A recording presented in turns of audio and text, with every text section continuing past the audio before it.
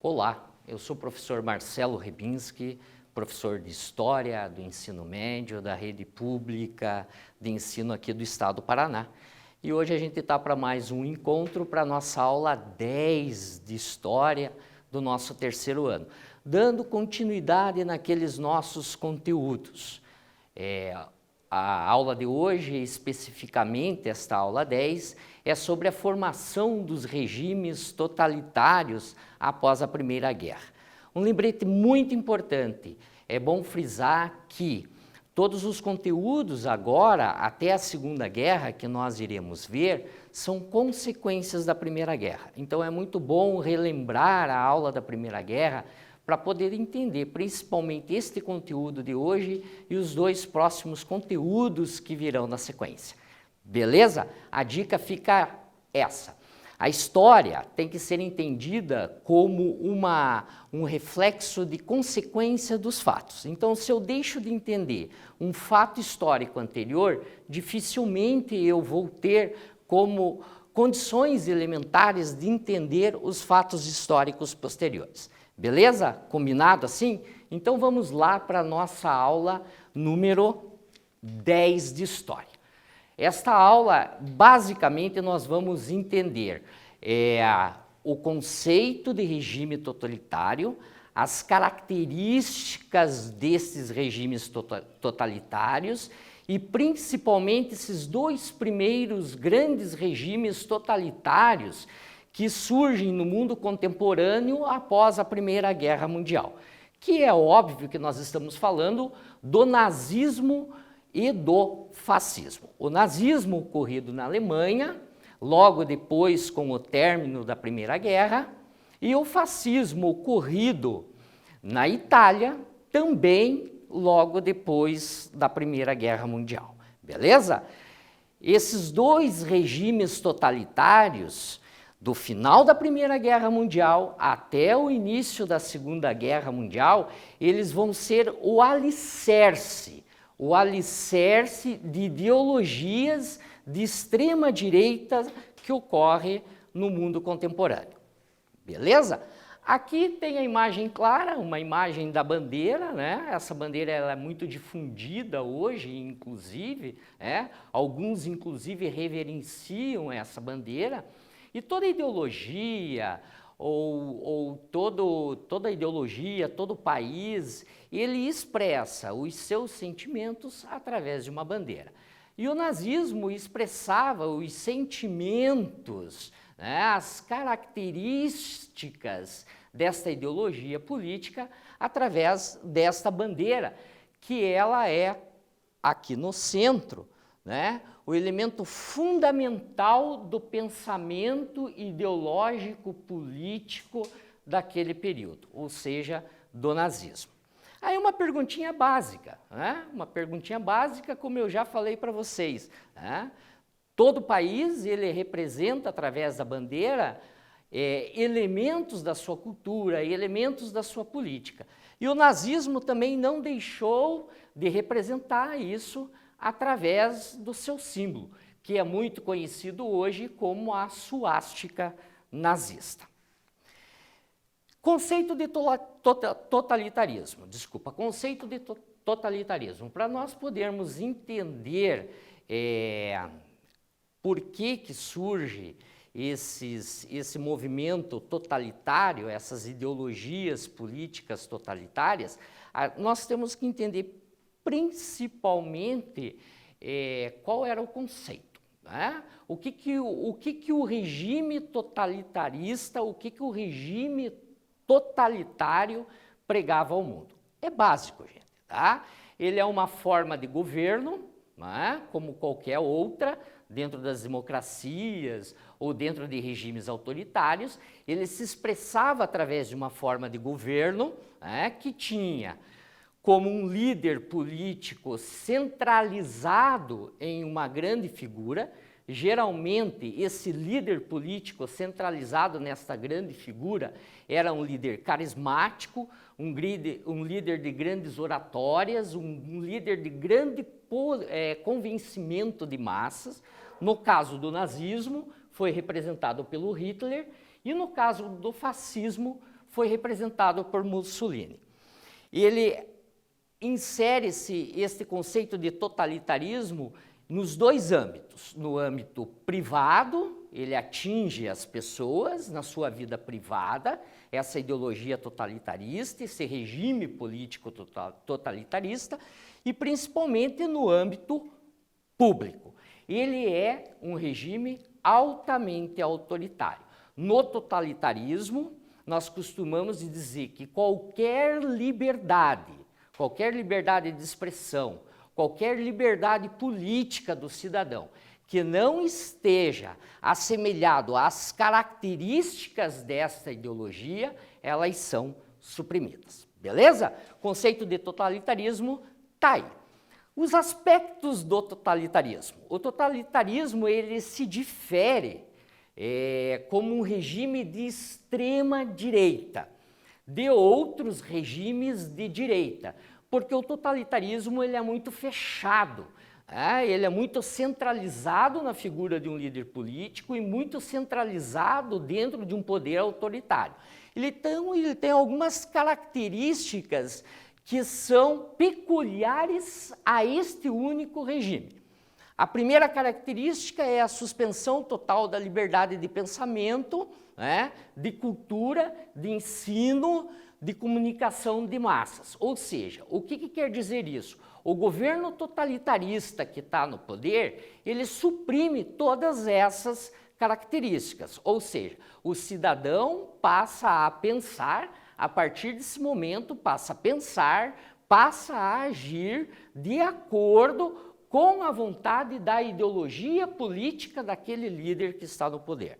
Uma outra característica bastante clara e que hoje, graças nos regimes democráticos, nós temos ampla liberdade, no regime totalitarista, o direito, a moral, a própria moral do cidadão, a moral ética, a moral de costumes, a arte, a ciência, a religião, tudo é ditado pelo Estado. Então, tudo é ditado pelo Estado e o cidadão tem que seguir exatamente aquela cartilha determinada pelo Estado em todos os seus aspectos de vida. Beleza? Nos principais pontos do totalitarismo, causas dos regimes totalitários. No início da aula eu falei para vocês assim, que a história ela é um efeito dominó, ou seja, um fato anterior, ele vai ser, a consequência do fato anterior vai ser motivo do próximo fato. E o totalitarismo, ele tem as suas raízes, ou seja, ele nasce ao final da Primeira Guerra Mundial, com o Tratado de Versalhes. O que foi o Tratado de Versalhes que nós vimos? O Tratado de Versalhes, ele foi um tratado que impôs diversas sanções aos países perdedores da Primeira Guerra. E uma dessas sanções atingiu a Alemanha e a Itália em cheio, ou seja, esses dois países foram os países que tiveram maiores sanções econômicas, políticas, militares, territoriais no final da Primeira Guerra e, com isso, acabou impondo, criando líderes nesses dois países, como Adolf Hitler e Benito Mussolini, que vão tentar, através de uma ideologia de extrema-direita, procurar fazer um revanchismo político sobre as consequências da Primeira Guerra Mundial aos seus países e gerando a Segunda Guerra Mundial. Então, nós temos aqui como principais causas desse regime o Tratado de Versalhes, o empobrecimento econômico da Europa neste período. A Europa ela sai muito destruída, a população ela fica assim muito sensitiva, ela fica muito sensível, ela ela procura ter no poder líderes carismáticos, líderes que deem de uma hora para outra, resolvam os problemas desastrosos que é a Primeira Guerra Mundial. Então, esse empobrecimento econômico, essa carência da população, também vai ser o motivo da formação desses regimes totalitários. E a reestruturação geográfica e política dos países envolvidos na Europa, depois da Primeira Guerra. A gente sabe perfeitamente que o Tratado de Versalhes, ele vai tirar muitos territórios da Alemanha, ele vai dividir muito o território da Itália, e isso não vai ser aceito de uma forma pacífica por esses dois países. Então, esses países vão desenvolver essas ideologias totalitárias, centradas em objetivos muito claros, principalmente objetivos de controle de massas das suas populações, com o interesse do quê? De vingar essa Primeira Guerra, de vingar, entrar no poder através desses regimes totalitários em seus países, vingar esta Primeira Guerra e, consequentemente, levar o mundo à Segunda Guerra como uma forma de revanchismo também, ok? Diferenças entre totalitarismo e autoritarismo. É claro, moçada, a gente tem diferenças entre regimes de esquerda, regimes de direita e regimes de extrema direita. O totalitarismo, ele é um regime político de extrema direita. O que ele difere do autoritarismo? O autoritarismo, ele está presente dentro dessa concepção deste regime totalitário, porém ele tem uma certa diferença. No regime totalitário, aqui voltando, no regime totalitário, o objetivo central desse regime é controlar tudo, tudo.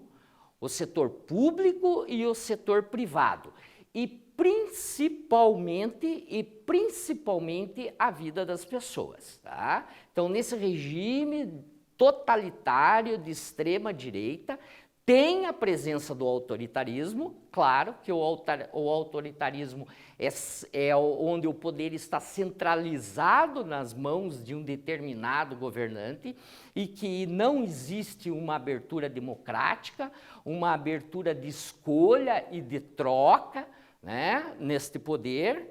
Então, a diferença é que o totalitarismo, ele tem bases do autoritarismo da figura do seu representante, mas totalitarismo e autoritarismo têm uma diferença básica. Importante aqui que no totalitarismo, eles promovem ideologias oficiais, né? São ideologias de longo prazo. No totalitarismo, quando uma pessoa entra no poder através deste regime, ele tem como objetivo central, se não se perpetuar no poder, vitaliciamente, ou seja, até a morte, pelo menos ele estipula um longo prazo de permanência dentro deste poder político, dentro deste regime. Então, a gente chama que os regimes totalitários, quando eles são inseridos em determinados países, quando eles tomam o poder, eles têm como objetivo fundamental um longo prazo de perpetuação no poder, diferente das nossas democracias. Na nossa democracia, a pessoa que é escolhida através do voto direto, a pessoa que é escolhida através da vontade da maioria da população, ela tem um determinado tempo específico de permanecer no poder. E no e no totalitarismo, isso não existe, ok? Autoritarismo, ele é muito parecido com os regimes totalitários. Porém, a gente pode dizer que no regime autoritário, ele é um pouco mais soft, um pouco mais light, um pouco mais brando. Por quê? Porque o governo autoritário, apesar de ele monopolizar o poder, voltando aqui, tanto quanto o totalitarismo, no governo autoritário, ele monopoliza o poder também nas mãos de uma única pessoa, de um único líder. Ele não tem aquela perspectiva de longa duração no poder, né? Ele é um governo mais pessoal, mais representativo daquela pessoa que está no poder, e geralmente ele é comandado por um ditador, por um comitê ou por uma junta militar. Ambos regimes, tanto o totalitário quanto o autoritário, que diferem um pouquinho na questão, um é mais pesado, o outro é menos pesado, tanto esses dois regimes aqui, eles se preocupam exatamente com cumprir as suas ideologias políticas de um determinado líder ou de um determinado grupo político. No entanto, o regime autoritário está preocupado com a manutenção desse poder, né? Desde que ele não seja contestado. Aqui é uma característica importante que você vai conseguir matar a charadinha entre o totalitarismo e o autoritarismo. No autoritarismo, esse líder, quando ele sente que seu poder pode ser ameaçado por um grupo de cidadãos descontentes, ele dá alguma abertura, ele dá alguma benesse, certo? No regime totalitário não existe isso. Escreveu ou não leu a cartilha do regime totalitário, está fora, tá? É punido.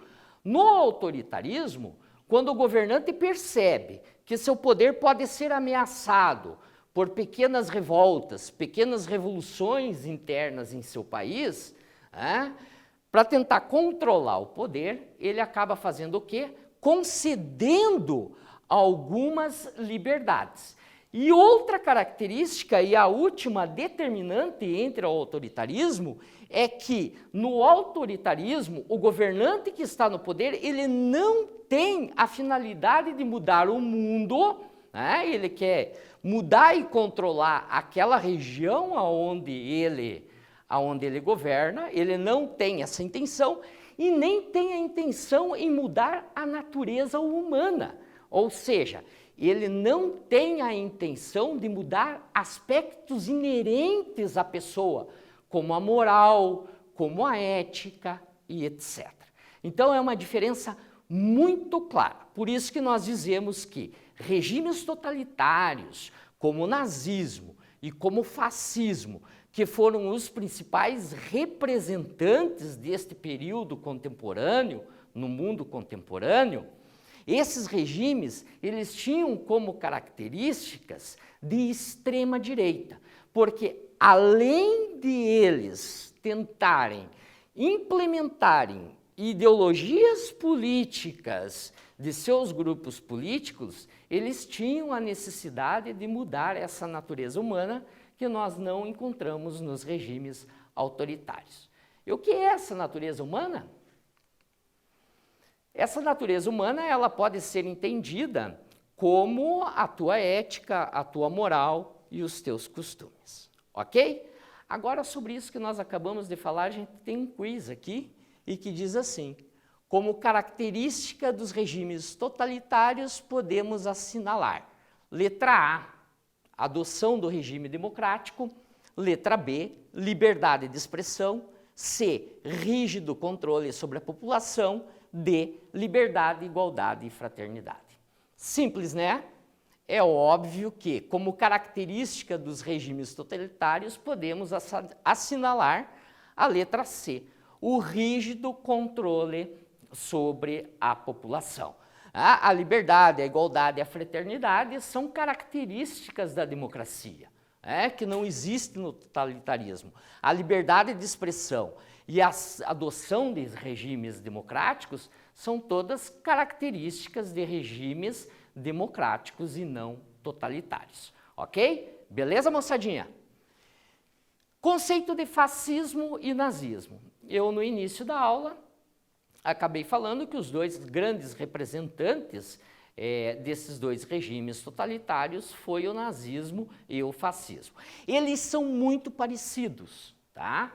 Tanto o nazismo quanto o fascismo, em suas ideologias, eles pregam basicamente a mesma coisa que está lá, naquele primeiro momento onde nós vimos o conceito do que é um regime totalitário. Aqui o conceito de fascismo e nazismo é um fenômeno que se fez presente depois da Primeira Guerra, até 1945, quando durou a Segunda Guerra. Foi um movimento que se caracterizou pela ascensão de líderes políticos de extrema-direita. Volto a repetir, na Alemanha nós tivemos a figura de Hitler como representante dessa ideologia de extrema-direita, e na Itália nós tivemos o Mussolini como representante dessa ideologia. Eles são contra qualquer forma de democracia, seja ela uma democracia liberal, seja ela uma democracia conservadora, seja ela um sistema de governo republicano, seja ele um sistema de governo parlamentarista, beleza? Então, a principal característica deste regime é que não existe nenhum tipo de democracia política dentro desta forma de governo, ok? Agora, o contexto histórico do fascismo, acabei de falar, né? Fascismo é na Itália, fascismo é com o Mussolini. Na Alemanha, nós temos o nazismo com o Hitler, e esses dois grandes líderes, eles vão ter características muito próximas, características muito peculiares para governar seus países através desses dois regimes, do período que vai do final da Primeira Guerra até o início da Segunda. Vamos ver aqui, contexto histórico do fascismo, ele surge na Itália, são as ideias difundidas que encontra no Mussolini, que era um grande líder carismático, que vai fundar o partido fascista na Itália, logo depois da Primeira Guerra Mundial. O fascismo tinha como proposta a seguinte: o Mussolini se apresentava para a população e dizia que ele iria resolver todos os problemas da nação, seja os problemas econômicos, os problemas políticos, os problemas sociais, todos os problemas.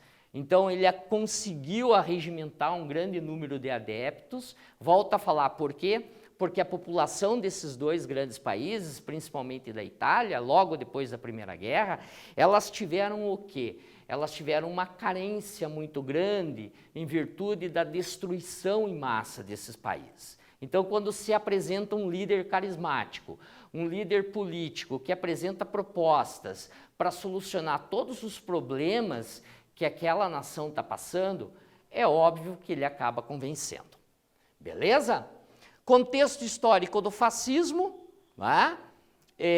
Na Itália, são medidas centralizadoras, né? O Mussolini ele adota, dentro dessa ideologia, medidas centralizadoras, que nós já falamos lá naquelas principais características do fascismo. Ele vai abolir todos os outros poderes, o poder legislativo, o próprio poder judiciário, e ele vai criar e centralizar o poder político apenas em um partido político dentro da Itália, que é o Partido Fascista. Isso ocorre na Itália, com essa centralização de poder nas mãos de um único partido, como também na Alemanha. Agora a gente vai para uma atividade aqui, para ver como é que a gente está mais ou menos de conhecimento nesse pequeno tempinho aí que a gente está tendo e conhecendo o que são esses regimes totalitários. A questão é a seguinte: sobre a ascensão do fascismo na Itália, marque a alternativa incorreta. Então analisa lá a questão A, a questão B, a questão C e a questão D sobre a ascensão do fascismo e detalhe, a leitura do enunciado faz toda a diferença. Aqui ele está pedindo a questão incorreta. Um tempo aí para você resolver, para você pensar, para relembrar aquilo que eu falei, a gente já volta com a resposta, ok? Beleza?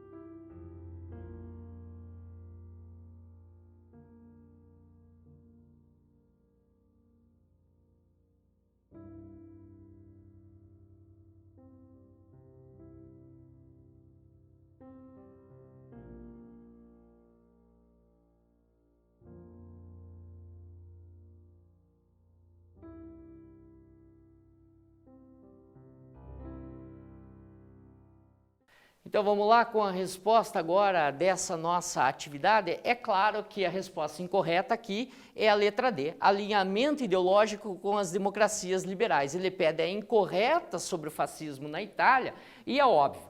Tanto na Itália quanto na Alemanha, o totalitarismo não tem nada a ver com democracia, seja ela liberal, seja ela conservadora, não tem nada a ver. Então, risca da sua cabeça a democracia quando falar em regimes totalitários. Tá? Contexto histórico do nazismo, então aqui surge na Alemanha com a criação do Partido Nazista, teve como líder Hitler, Hitler chega ao poder como primeiro-ministro e se perpetua até a sua morte, no final da Segunda Guerra Mundial, quando ele se suicida. Aqui nós temos mais uma atividade. No próximo slide, então, aqui eu tenho uma fala de uma integrante da juventude do Partido Nazista. Na fala dela, ela demonstra uma certa inquietude com tamanha supressão de liberdades. E daí tem duas perguntas básicas. Que problemas o povo alemão enfrentar após a Primeira Guerra e como os nazistas conseguiram o apoio popular? Dá uma lidinha rápida nessa questão, beleza? E a gente volta já na sequência com as respostas das duas perguntas.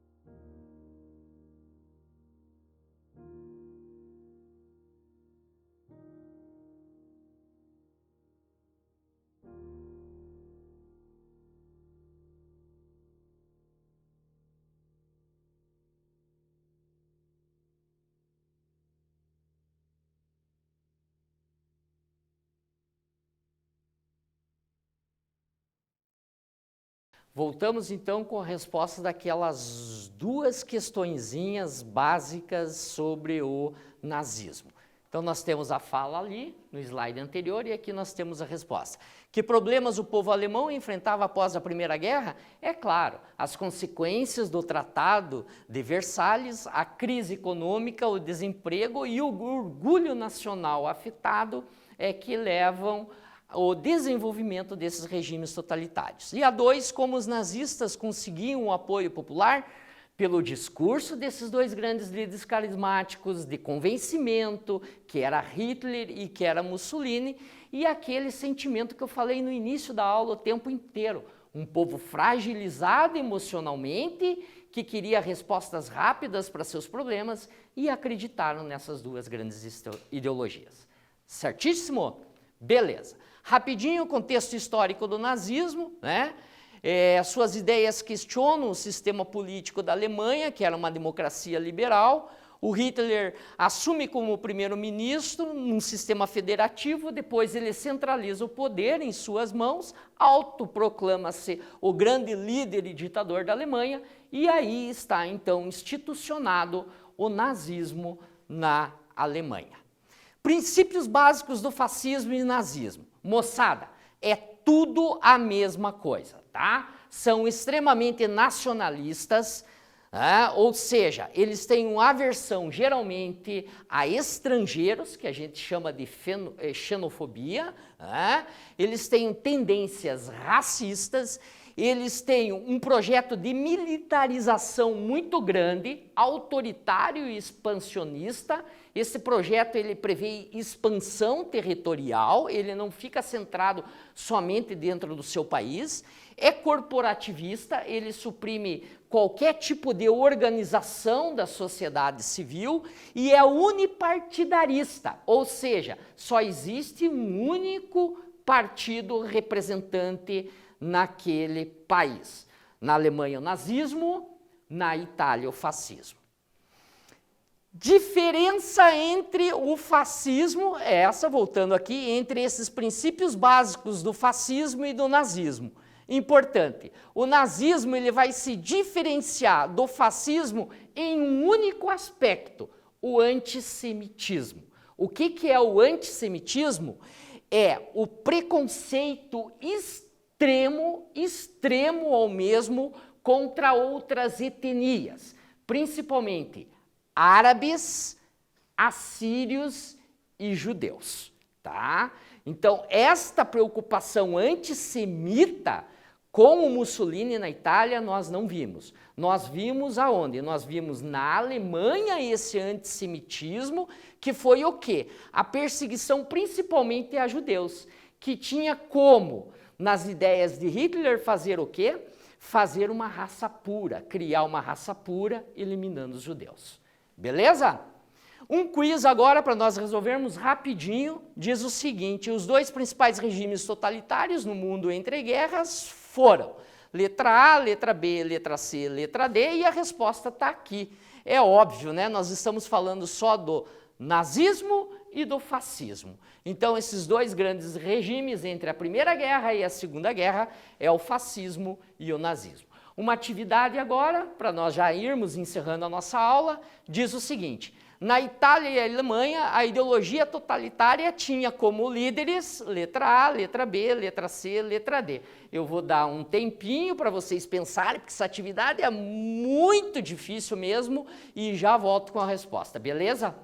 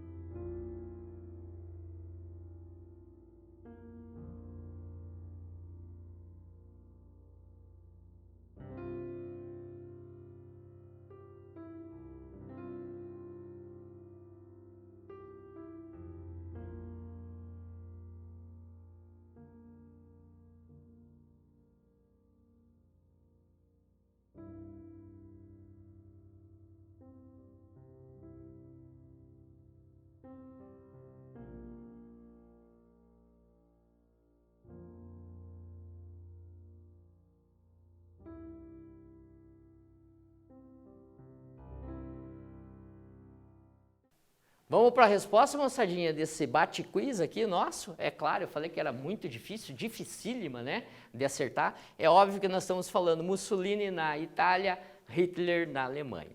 E agora a gente vai chegando ao fim da nossa bate-aula, com a nossa última atividade que diz o seguinte: tem um slogan nazi-fascista, né? Vou dar um tempinho para vocês lerem esse slogan nazi-fascista, inclusive nas entrelinhas. E daí ele pergunta o seguinte: dentre as atividades expostas abaixo, qual delas não é característica do totalitarismo? Analise cada slogan e diga qual delas não faz parte do totalitarismo. Vou dar mais um tempinho para você, volto com a resposta e com a nossa despedida de hoje. Beleza?